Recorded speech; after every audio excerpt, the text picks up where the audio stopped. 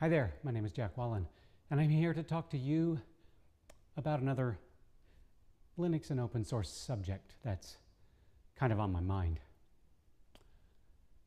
This was brought about the other day. I was working on my latest novel, which is the second part of the Schrodinger the Cat series. And I was using a particular word processor / Office suite. And I was using it in conjunction with Grammarly because there are certain elements within the world of grammar that for some reason slip my mind every time I'm writing. So Grammarly helps. It's not my editor. I actually have, well, the publisher, my publisher has an editor. Anyway, that's not the point. So I was using this particular word processor, and okay, I'll just tell you which one it is, and you'll cringe when I say it. It was Apple Pages. Now, the only reason I've been using Apple Pages is because, number one, I stopped using Google Drive and Google Docs for my novels because I don't want Google training their LLMs on my work and privacy and all that.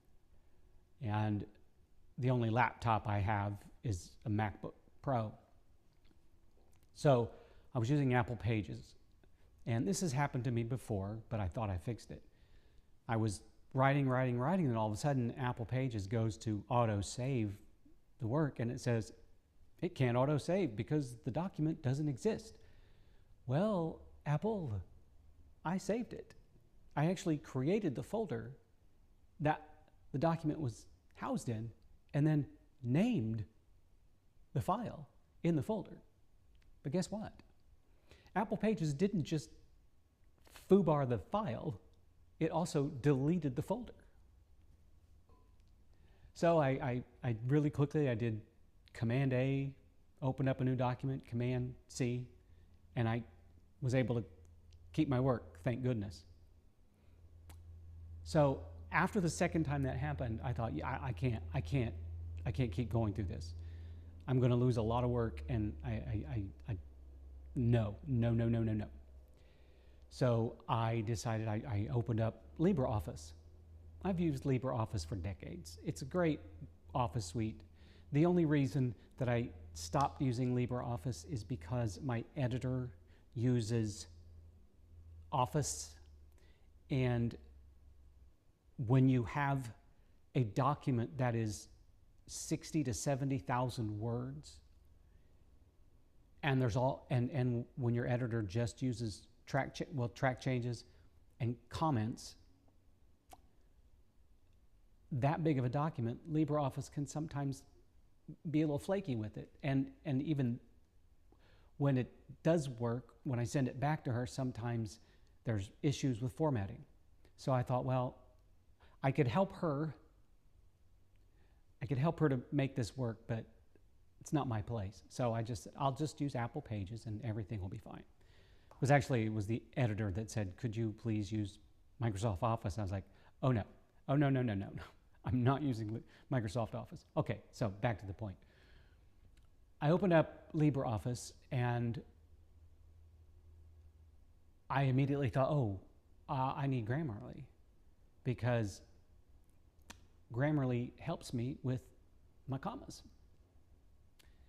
And lo and behold, Grammarly doesn't work with LibreOffice. And then I tried, there's a particular extension that is available for LibreOffice. Language Tool, I think is what it's called. So I installed that and started trying it, and I realized, oh, it's not smart. Every time when it would try to correct something, its correction was wrong, or it would miss a problem or whatever. So I was like, I can't use this. And then I just thought, Grammarly, come on, Grammarly, just come on. That's what led me to this thought. And I think it's an important thought for Linux distribution developers and probably developers in general who develop for Linux to think about. Just think about. A long time ago, when I first started using Linux, back in the late 90s, early 2000s, when I first kind of sucked in the ethos of open source, I was adamant that I only use open source software. I wouldn't use proprietary software, period. I just wouldn't.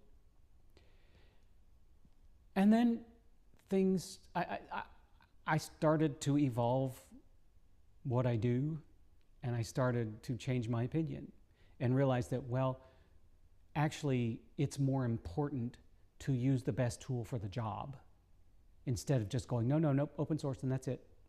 I'm not going to use any proprietary software, because there are proprietary applications that actually make the job easier. So, here's the thing. I have, as you may have heard me say, because I have been covering Linux and open source for 30 years, almost 30 years now. Next year, I think it'll be 30 years. I have tested just about every distribution there is to test, and reviewed just about every distribution there is to review. And almost inevitably, those distributions ship with open source software. And if you want proprietary software, you have to install it yourself. Now here's the conundrum.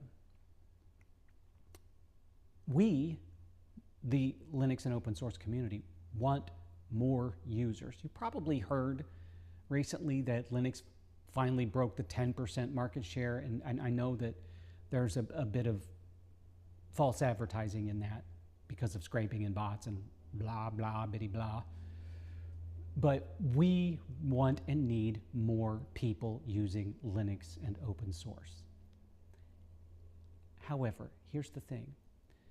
When someone who is new to Linux, never ever touched Linux before, logs in for the first time, and they go, oh, this is nice. It's got a Word, it's got a Office suite, it's got a web browser, it's got an email client, awesome. But I need to listen to Spotify. That's where my music is. Spotify's my jam. Or, oh, the team that I work for uses Slack. If the distribution that they're using doesn't include the ability to install proprietary software, chances are pretty good that they may be a little disheartened by that. Because we don't want them having to jump through hoops to install apps like Spotify and Slack. And the thing is, all a Linux distribution developer has to do is enable Flatpak in the GUI, in KDE Discover or GNOME software, the Elementary App Store, App Center. I can't remember. I love Elementary OS. I really do. And the Pop OS Pop Store, Cosmic Store. Cosmic Store. I think originally it was called Pop Shop. Maybe, I can't remember. Anyway, if Flatpak is enabled in those apps, then when those users go to search for Spotify or Slack, it's going to be there. And they're just one click to install. If you take the stance of open source only software, that's almost a guarantee that someone who is new to Linux will not use your distribution. Now, I applaud those developers who are developing distributions that are open source only. I applaud you. But maybe it's a good idea when you advertise that to say, to warn those who are new to Linux that you will have to install some of the apps you need manually, and it may be problematic. So here's the thing.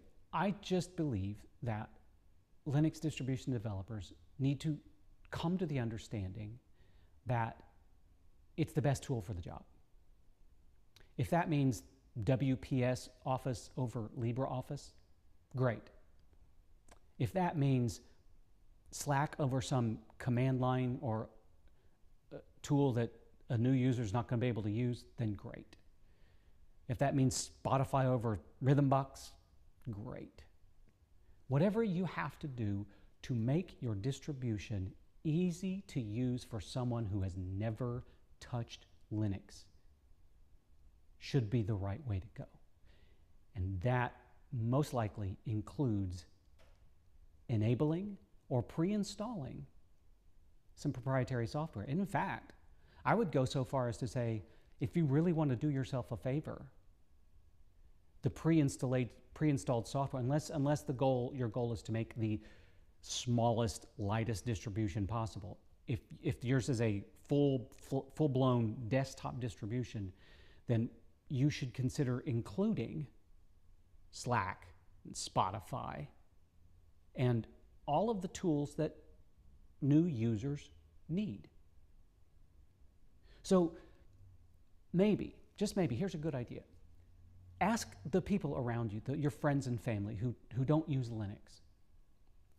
Ask them what software is absolutely necessary for them to, I hate to say this because I hate this phrase, but be productive. Because I don't think we use that term too much. You shouldn't have to be productive all the time. So let's just say this. What software do those users need such that their operating system is viable to them? More than likely, you're going to hear a web browser, maybe not even an email client anymore because most people are using cloud-based email, an Office suite, probably Slack, probably maybe Spotify, and if not Spotify, some other music streaming service. And there are other apps that you might think that people would use, like GIMP. I use GIMP like crazy, or a video editor, but chances are the average user is not using a video editor. Chances are the average user is probably not using GIMP. So think of that when you decide what pre-installed software to include. And make sure that when you answer that question, that you set aside that idea of open source only. Because when those new to Linux users say, I need Spotify and Slack, then, well, those are proprietary applications. And the way I see it anymore is as long as they're using Linux, then great. They can use all the proprietary software they want. I mean, think about it this way. More than likely, they're using Firefox or whatever web browser they like to access Google Workspace, which is proprietary. Or some distributions ship with Chrome or Brave, proprietary. So why is it okay to ship with Chrome and not Slack, Spotify? Just think about it. Mull that over. And hopefully, I'm not saying if you come to the right decision, because the right decision is up to you, but maybe if that question or thought sways the way you approach developing your Linux distribution, it might be more likely that you'll get new users. And that's what we need. Because we want to help other people understand that there is a better alternative. Because that's what Linux is. It is a better alternative to both Windows and Mac OS. So make that distribution as user-friendly as possible. Let it include proprietary software, even audio and video codecs, very important. And don't make, this has always bothered me, don't make users click that little box to say, also include proprietary codecs. Because when an average user sees that, they're going to be like, I don't know what that means. Do you really think the average user understands what a codec is? They don't. So why not just include them by default? I know a lot of people say it's a licensing issue, but aren't we beyond that at this point? I'm probably just ruffled a lot of feathers there. Oh well. Anyway, thank you for giving me your time. And I will say once again that a heartfelt thanks to everybody that has been supporting me through Buy Me a Coffee. It means the world to me. Obviously, I'm not making money from YouTube. And, you know, it's hard out there for people like me. So if you are so inclined to support me in whatever way you can, minimal, what, it doesn't matter, go to buymeacoffee.com/jack.wallen. And if you can, thank you from the bottom of my heart. If you can't, I totally understand, and I'll keep doing these. Thank you, and I hope that everyone you know, and you and everyone you know and love, have a wonderful, wonderful day.